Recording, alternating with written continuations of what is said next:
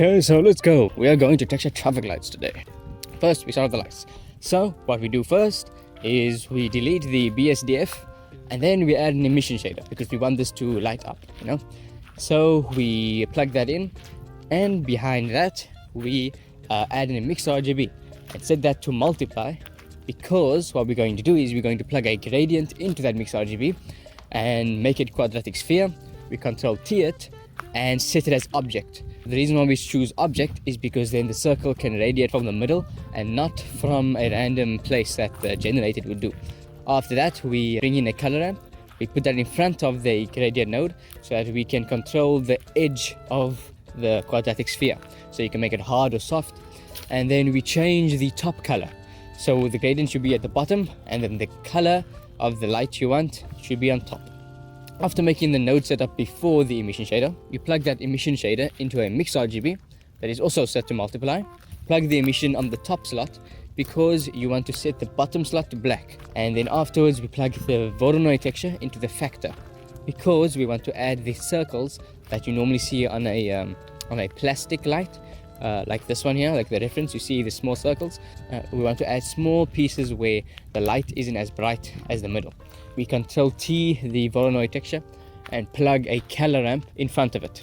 Also, and set this the control T nodes to objects, not generated, because then it can be uniform. It won't be all over the place like it is in generated.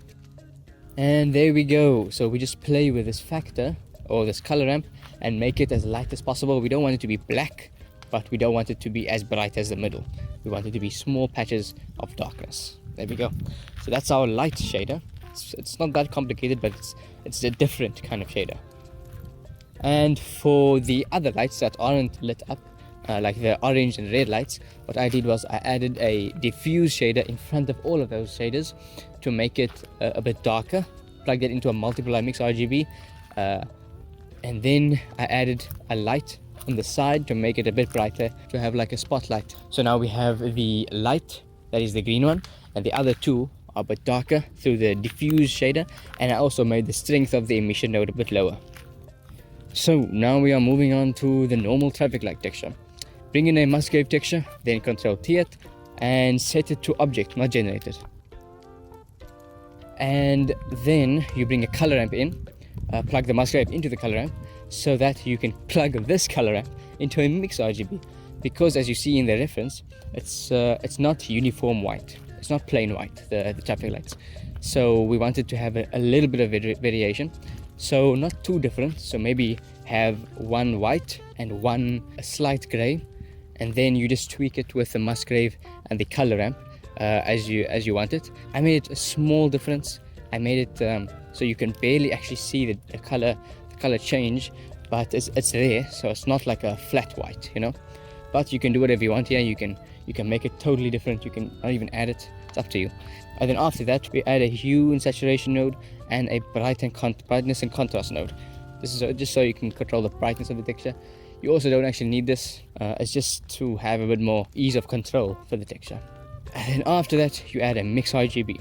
This must be set to multiply because we want to add a gradient into this, and control T the gradient, of course, and add a color ramp in front of that gradient. But we don't want the darkness to be coming from the side. We want it to come from bottom to top. For me, it was the y-axis, but some people will have X, some people have Y, some people will have Z. So you'll just have to play with that until you get it to be from the bottom to the top. Plug that into the multiply mix RGB and play with the factor. You don't want it to be totally black, but you just want it to be there so you can have a fading of the dark to the light. Just before we finish this texture, we want to add an emission before the BSDF.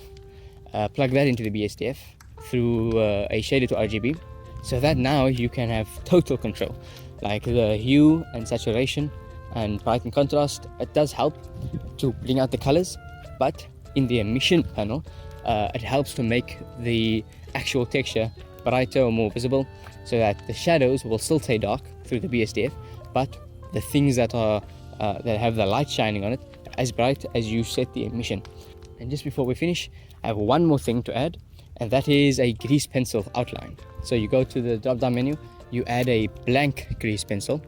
So before you add the grease pencil object, you must first make sure that all the objects you want to have an outline are in a collection and name it whatever you want, because when we bring the grease pencil in, you're going to have to bring a blank grease pencil, then go to the modify tab, add line art, and then select a collection. So that collection will be the one you put all your objects in. So I chose my collection here, and then choose the material to be black and the GP layer. And there we have thick outlines, and it's up to you to how thick you want yours to be. I set mine to 6 because I liked how the outlines looked. You can choose whatever you want there. But there we go now. That is our traffic lights. I was actually very happy how this one turned out because it actually looked kind of like the reference. Alright, boy.